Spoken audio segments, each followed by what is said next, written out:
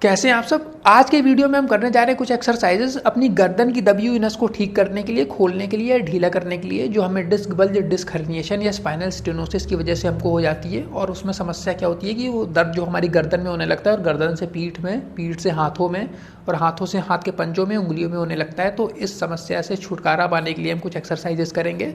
तो चलिए फिर वीडियो को हम शुरू करते हैं।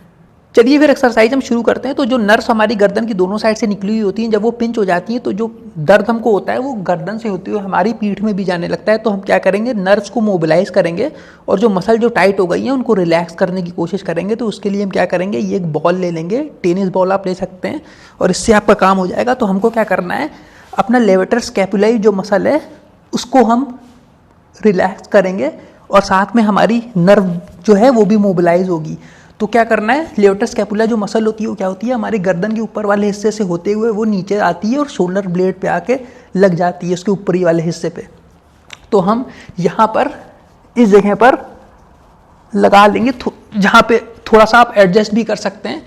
आपको लग रहा हो कि यहाँ ठीक नहीं है, थोड़ा सा मैं इधर आगे पीछे ऊपर नीचे थोड़ा एडजस्ट कर लूँ तो ज़्यादा अच्छा मसाज होगा। तो आप उस पोजीशन को अपने हिसाब से एडजस्ट कर सकते हैं और आपको कुछ नहीं करना है। अब आपको हाथ को ऐसे उठाना है और पीछे की तरफ ऐसे ले जाना है, फिर वही उसी पोजीशन पर लाना है और फिर पीछे की तरफ ले जाना है। तो यहाँ पे क्या हो रहा है कि हमारी जो मसल्स जो टाइट हो गई हैं वो रिलैक्स हो रही हैं लेवेटर स्कैपुला की, और साथ में नर्व जो हैं वो भी हमारी मोबिलाइज हो रही हैं। ये आपको करना कितनी देर है, आप जितनी देर आपका मन करे उतनी देर आप कर सकते हैं। बहुत ज़्यादा देर तक ना करिएगा कि दर्द वो बढ़ जाए ठीक होने की बजाय।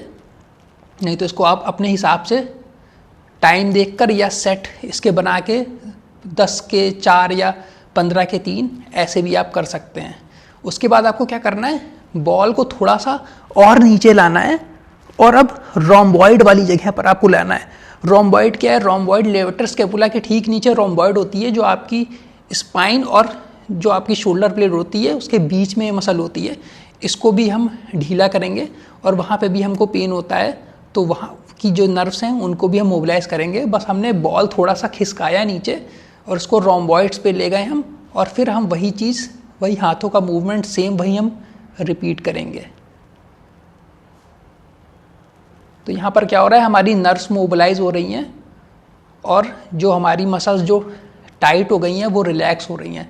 तो हमने क्या किया कि पहले हमने गर्दन की मसल्स जो थी लेवेटर स्कैपुला वो उसको हमने रिलैक्स किया और फिर हम नीचे पीठ की अपर बैक की जो मसल्स हैं उनको हम रिलैक्स कर रहे हैं। अपर ट्रेपेजियस और मिडिल ट्रेपेजियस को हम रिलैक्स कर रहे हैं।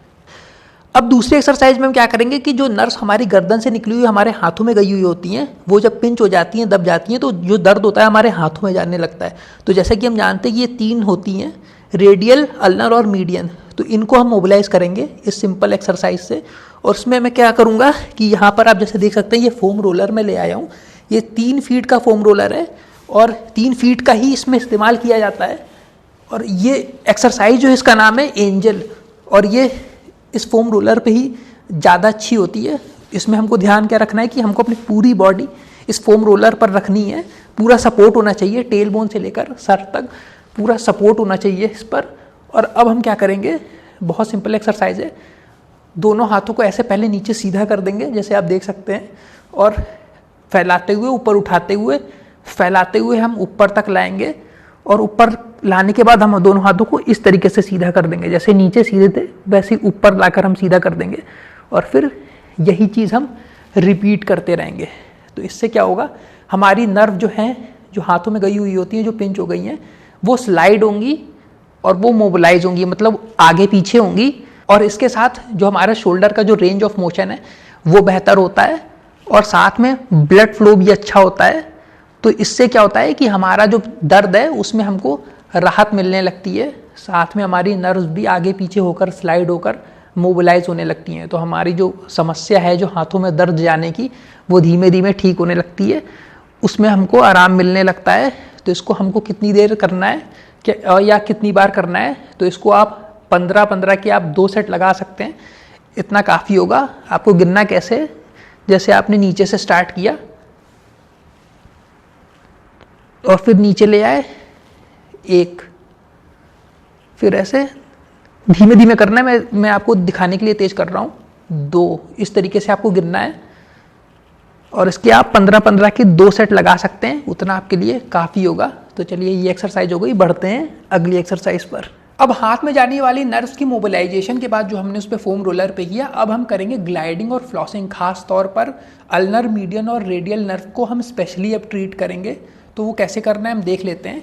तो ये एक्सरसाइज जो मैं करने जा रहा हूँ, इसमें आपकी मीडियन और रेडियल नर्व जो है वो अच्छी तरीके से फ्लॉस हो जाएगी, बाकी अल्नर की हम बाद में देख लेंगे। तो इसमें क्या करना है हमको, सबसे पहले हाथ को ऐसे सीधे ले जाना है। सीधे ले जाने के बाद आपको आपकी कलाई को एक्सटेंशन में ले जाना है, जैसे आप देख सकते हैं कलाई हमारी मुड़ गई है। और साथ ही में एक्सटेंशन में ले जाते ही हमको हाथ को नीचे लेते आना है और ये कंधे की हाइट पर आके हमको रोक लेना है।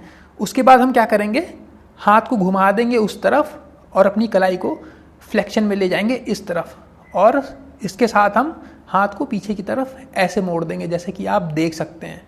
तो हमको यही जो हमारा जो मूवमेंट है यही रिपीट करना है। पहले हाथ को ऊपर ले गए, इसको हमने एक्सटेंशन में ले गए कलाई को, साथ में हम इसको शोल्डर की हाइट पर हाथ को ले आए। हम जैसे ही यहाँ पर पहुँचते हैं हमारी मीडियन नर्व फ्लॉस होने लगती है, और उसके बाद हम हाथ को घुमा के जब हम इसको फ्लेक्शन में ले जाते हैं और पीछे हाथ करते हैं तो ये हमारी रेडियल नर्व की भी फ्लॉसिंग हो जाती है।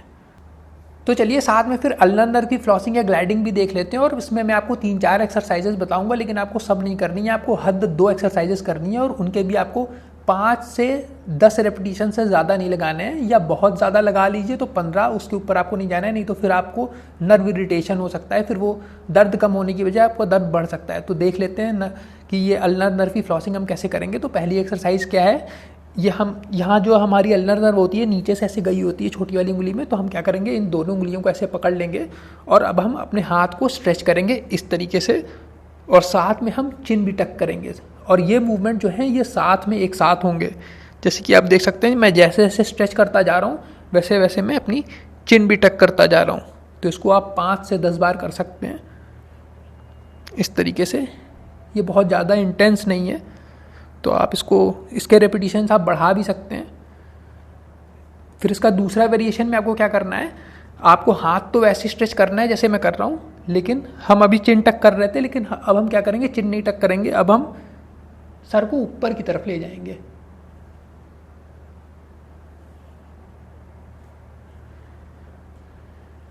तो इस तरीके से भी आप कर सकते हैं। फिर अगली एक्सरसाइज हम क्या कर सकते हैं अल्नर नर्व की, इसमें हमको क्या करना है, ऐसे हाथ आप करिए, ओके साइन बनाइए। अब हमको क्या करना है, घुमा के ओके साइन को छत की तरफ कर देना है और छोटी वाली उंगली को हमारे कान के पास इस तरीके से लाना है। अगर आप नहीं ला पा रहे हैं तो जहाँ तक आप ले जा सकते हैं वहीं तक ले जाइए, कोई ज़ोर ज़बरदस्ती नहीं है कि आपको यहाँ तक छुआना ही छुआना है। यहाँ तक मान लीजिए आपका हाथ यहीं तक आ पा रहा है तो आप यहीं तक लाइए, और फिर इस चीज़ को, इस मूवमेंट को ऐसे रिपीट करना है 5 से 10 बार या 10 से 15 बार बस। फिर इसके बाद आप एक और तरीके से कर सकते हैं, आप हाथ को ऐसे खोलिए, फिर आपको हाथ ऐसे घुमा कर इस तरीके से लाना है और अपने चेहरे के बगल में पूरे हाथ को ऐसे रखने की कोशिश करनी है जितना आप रख सकते हैं, और साथ में आप एक स्ट्रेच भी इस तरीके से दे सकते हैं। फिर इस चीज़ को रिपीट करिए, इसको आप 5 से 10 बार कर सकते हैं। फिर एक चीज़ होती है टाई ची, एक मूवमेंट होता है, उसमें हम क्या करते हैं, इस तरीके से वो मूवमेंट जो होता है वो कुछ इस तरीके से दिखता है, जैसे कि आप देख सकते हैं। तो ये टेंशन कम करने के लिए और नर्व फ्लॉसिंग के लिए ये मूवमेंट बहुत फ़ायदेमंद होता है, तो आप ये भी कर सकते हैं। और इसमें आप जब आगे आएंगे तो ऐसे आपको कोशिश करनी है, आपको ऐसा महसूस करना है कि आप कोई चीज़ ढकेलने की ऐसे कोशिश कर रहे हैं हाथ से। तो ये नर्व टेंशन को कम करने के लिए और फ्लॉसिंग के लिए बहुत अच्छा मूवमेंट होता है, ये भी आप कर सकते हैं। अब चलिए अल्नर नर्व की आखिरी एक्सरसाइज देख लेते हैं। तो इसमें हमको क्या करना है कि प्लेट ऐसे पकड़ लेनी है, इस एक्सरसाइज का नाम है वेटर्स प्लेट। तो हम जैसे खाना परोसने जाते हैं उसी स्टाइल में हमको ऐसे पकड़नी है प्लेट, हमारा जो हाथ का पंजा है वो छत की तरफ रहेगा। अब इसमें हमको थोड़ा सा स्टंट करना है, मतलब बहुत थोड़ा सा कठिन एक्सरसाइज है, हमको कूदना उछलना नहीं है, बस हमको हाथ घुमाना है इतना। तो वो कैसे करना है हम देख लेते हैं। प्लेट को इस तरीके से ऐसे घुमाना है ताकि ये प्लेट जो है वो गिरे ना, और हम अब पूरा हाथ अपना ऐसे घुमा कर इसको फिर से पुरानी वाली पोजीशन पर इस तरीके से ले आएँ। तो हमको यही चीज़ करनी है। शुरू में आपको करने में हो सकता है दिक्कत हो, थोड़ा सा प्लेट पकड़ लीजिएगा ताकि गिरे ना, और धीमे धीमे जब आप प्रैक्टिस करेंगे तो आप बैलेंस बनाने लगेंगे। तो ये भी काफ़ी अच्छी एक्सरसाइज है अल्नर नर्व की, फ्लॉसिंग की। तो इसको आपको करना कितनी बार है? 5 बार कर लीजिए, काफ़ी रहेगा। ज़्यादा करने का मन हो तो 10 बार कर लीजिएगा, उतना आपके लिए बहुत होगा। अब अगली एक्सरसाइज में हम क्या करेंगे कि जो नर्व्स, जो नसें हमारी गर्दन में दब गई हैं, जहाँ से जिस जगह से निकली हुई होती हैं वो जगह छोटी हो जाने की वजह से वो दब गई हैं, तो हम उनको जगह देने के लिए उस जगह को हम बढ़ाने के लिए एक्सरसाइज करेंगे ताकि उन नसों को जगह मिल जाए और जो वो पेन हो रहा है, जो दर्द हमारे यहाँ से हाथ तक जा रहा है, उसमें हमको आराम मिल सके। तो इसके लिए हम क्या करेंगे, मान लीजिए कि मेरे राइट साइड दर्द हो रहा है, राइट साइड में मुझे प्रॉब्लम है, तो मैं क्या करूँगा, राइट साइड के अपोजिट में अपनी गर्दन को इस तरीके से बेंड करता चला जाऊँगा जितना मैं कर सकता हूँ। मैं यहाँ तक कर सकता हूँ बेंड। इसके बाद हम क्या करेंगे, लेफ़्ट साइड हम देखेंगे, इस तरीके से गर्दन हम घुमा देंगे। पहले हमने बेंड किया लेफ़्ट साइड, फिर हम लेफ़्ट साइड ही हम देखेंगे। और अब हम क्या करेंगे, अपने सर को नीचे लेफ़्ट साइड की तरफ झुका भी देंगे, झुकाते चले जाएंगे जितना हम झुका सकते हैं। और हम अपने घुटने की तरफ देख रहे हैं। मैं पलथी मार के बैठा हूँ और मैं अपने घुटने की तरफ देख रहा हूँ, और मैं जितना ज़्यादा अपने सर को झुका सकता हूँ उतना मैं झुका रहा हूँ। और यहाँ पर हम 5 से 10 सेकेंड्स होल्ड करेंगे और उसके बाद फिर उसी पोजीशन में धीमे से आ जाएंगे। और यही चीज़ हमको रिपीट करनी है। बेंड किया अपोजिट डायरेक्शन में, जहाँ पे हमको दर्द हो रहा है जिस साइड, उसके अपोजिट साइड हमने सबसे पहले बेंड किया, फिर हमने गर्दन घुमाई जितना हम घुमा सकते हैं, और फिर हमने गर्दन को नीचे की तरफ झुका दिया जितना ज़्यादा हम नीचे ले जा सकते हैं। और 5 से 10 सेकेंड्स हम यहाँ पर होल्ड करेंगे। और इस एक्सरसाइज को आप 5 से 10 बार कर सकते हैं, इतना के लिए काफ़ी रहेगा। बस इसमें एक चीज़ ये ध्यान रखिएगा कि जिस साइड हो रहा है उस साइड ना करने लगिएगा। मान लीजिए इधर हो रहा है मुझे, तो आप यही चीज़ इस साइड ना रिपीट करने लगिएगा, नहीं तो फिर वो फिर से जो चीज़ आपने खोली होगी वो फिर से बंद होने लगेगी। इसीलिए हमेशा इस एक्सरसाइज को अपोजिट साइड ही करना है। तो ये एक्सरसाइज भी हो गई। बढ़ते हैं अगली एक्सरसाइज पर। अब इसके बाद नर्व्स को और जगह देने के लिए और आराम देने के लिए हम ट्रैक्शन मेथड का इस्तेमाल करेंगे। इसमें हम अपनी गर्दन को ऊपर की तरफ थोड़ा सा खींचते हैं, तो वो कैसे करना है वो भी हम देख लेते हैं। हम क्या करेंगे, अभी हम इस तरफ अपने गर्दन को घुमाएंगे लेफ़्ट साइड, तो हम राइट साइड वाला हाथ अपने दोनों शोल्डर ब्लेड्स के बीच में जितना नीचे तक ले जा सकते हैं ले जाना है इस तरीके से। और दूसरे वाले हाथ को हम अपने सर का ये जो हिस्सा देख रहे हैं इसके नीचे यहाँ पर पकड़ना है, जहाँ पर ये हड्डी जो ख़त्म होती है, फिर यहाँ इसके नीचे हमको यहाँ पर पकड़ना है ताकि ग्रिप अच्छी बन सके। और हमको अपना सर ऊपर की तरफ खींचना है और यहाँ पर हम 10 से 15 सेकंड्स तक होल्ड करेंगे खींचे हुए।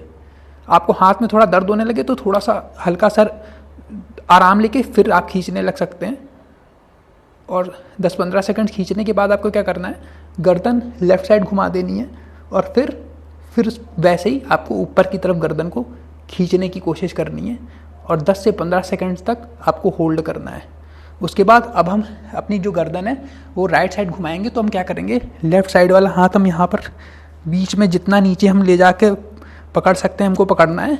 अब इस वाले हाथ का हम इस्तेमाल करेंगे।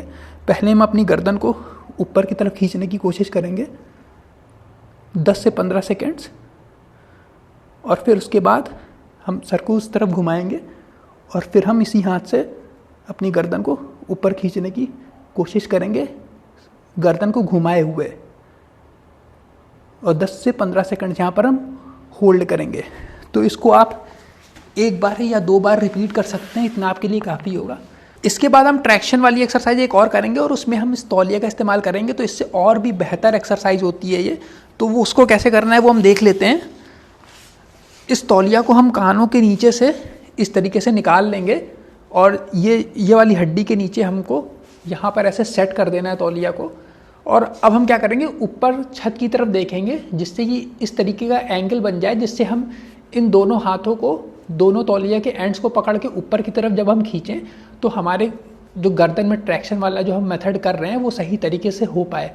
तो हमने इस तरीके से तौलिया रखी, हमने सर को छत की तरफ ऐसे देखा।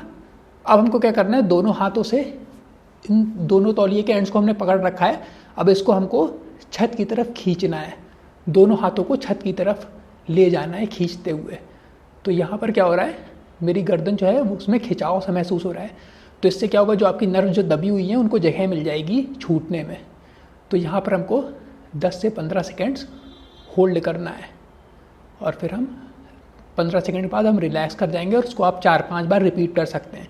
इसमें आप और भी थोड़ा वेरिएशन ऐड कर सकते हैं। मान लीजिए आपकी राइट साइड में दर्द है तो आप इस तरीके से गर्दन बेंड कर दीजिए और फिर आप खींच सकते हैं इसको, जैसे पहले खींच रहे थे वैसे ही आप उसी तरह आप फिर से खींच सकते हैं इस तरह। तो ये हमारा तौलिया से भी ट्रैक्शन मेथड जो था वो भी हो गया है। बढ़ते हैं अगली एक्सरसाइज पर। चलिए फिर बढ़ते हैं अगली एक्सरसाइज पर, और इसमें हम मजबूत करने के लिए मसल्स को एक्सरसाइज करेंगे। तो ये जो गर्दन की सामने वाली जो मसल्स आप देख रहे हैं, ये नेक फ्लेक्सर्स को मजबूत करने के लिए एक्सरसाइज करेंगे। लेकिन इस एक्सरसाइज को आपको 2-3 हफ्ते बाद करना शुरू करना है, क्योंकि शुरुआत में जब आपको अभी गर्दन में जब तक दर्द रहेगा तब तक इस एक्सरसाइज को आप नहीं कर पाएंगे ठीक से। तो 1-2 हफ्ते जो पहले एक्सरसाइजेज हैं वो करने के बाद जब आपको गर्दन में आराम मिलने लगे या काफ़ी मिल जाए, तब आप इस गर्दन को मजबूत करने की एक्सरसाइज कर सकते हैं। तो इसमें हमको करना क्या है, हम इस तरीके से लेट जाएंगे आराम से, जैसे कि आप देख सकते हैं। अब हम क्या करेंगे, चिन को टक करेंगे, इस तरीके से टक करेंगे। ये चीज़ हम जो चिन है हमारी ऐसे लगाएंगे और गर्दन को अपने थोड़ा सा पीछे रिट्रैक्ट भी करेंगे ताकि ये डबल चिन जैसी हमारी बन जाए। अब हमको क्या करना है, अब हमको गर्दन जो है अपनी वो ज़मीन से उठानी है। अभी हमारी गर्दन ज़मीन से छुई हुई है, अब हम गर्दन को उठाएंगे धीमे से, और इस समय मैंने गर्दन अपनी उठा दी है और ज़मीन से अब मेरी गर्दन नहीं छू रही है। तो अब हमको इसी पोजीशन में होल्ड करना है अपनी गर्दन को और ज़मीन से छूने नहीं देना है। तो इसमें अगर आपको ज़्यादा दिक्कत नहीं है तो आप इसको आराम से 25-30 सेकेंड या 40 सेकेंड तक होल्ड कर पाएंगे। लेकिन अगर आपकी गर्दन में दिक्कत है तो आप 5 सेकेंड्स होल्ड नहीं कर पाएंगे। हो सकता है आप 2-3 सेकेंड्स भी होल्ड ना कर पाएँ, लेकिन धीमे धीमे जैसे जैसे आपको गर्दन में आराम मिलने लगेगा वैसे वैसे आपकी ड्यूरेशन जो है वो बढ़ती चली जाएगी। तो इस तरीके से हमको गर्दन, ये नेक फ्लेक्सर्स मजबूत करने की वाली एक्सरसाइज करनी है। तो ये एक्सरसाइजेस आप सर्विकल स्टेनोसिस में भी कर सकते हैं, और डिस्क बल्ज या डिस्क हर्निएशन अगर आपके यहाँ पर हो गया है सर्विकल स्पाइन में तो उनके लिए भी आप कर सकते हैं। तो बस इस वीडियो में इतना ही, और फिर उम्मीद है कि ये सब एक्सरसाइजेस करके आपको काफ़ी आराम मिले। मिलता हूँ आप सबसे फिर से एक नई वीडियो में वर्कआउट विद विक चैनल पर। तब तक के लिए बाय बाय।